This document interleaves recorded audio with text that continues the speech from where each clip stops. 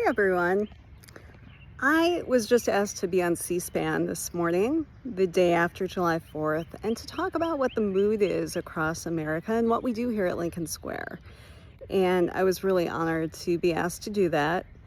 I think you know what we do in Lincoln Square, but you know what? It's a good time to talk about that.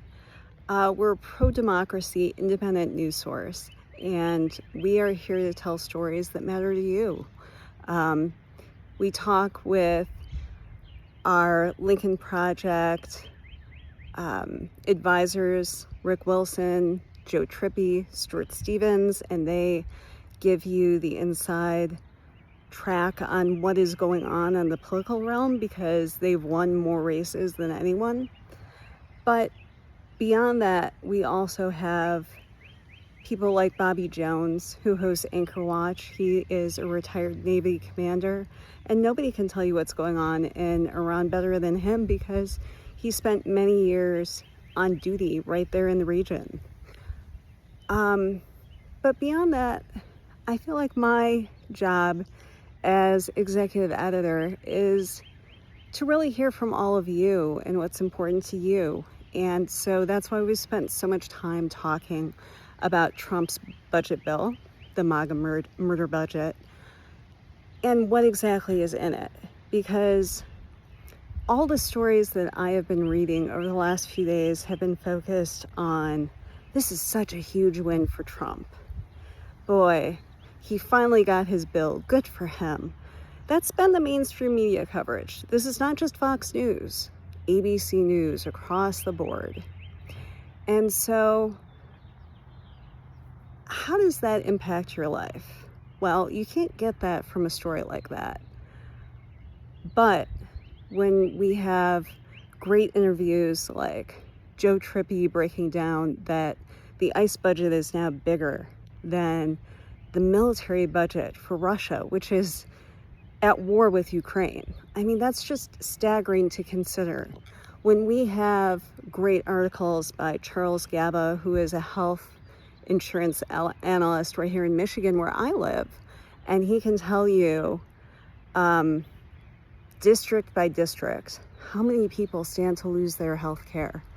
And that gives us a blueprint for holding these Republican representatives and senators accountable who voted to slash health care for millions upon millions of people, not just for Medicaid, for the Affordable Care Act, for Medicare, and for the ripple effects across our entire healthcare system, like with hospitals closing in rural areas, with all of our health insurance premiums going up. We know how bad this bill is, and it's our job to talk about that, with our friends and neighbors. It's July 4th weekend. It's the weekend where in the middle of the summer, we can take a break, be with our friends and family, and remember why we love this country, because all of us do. All of us at Lincoln Square love this country so much.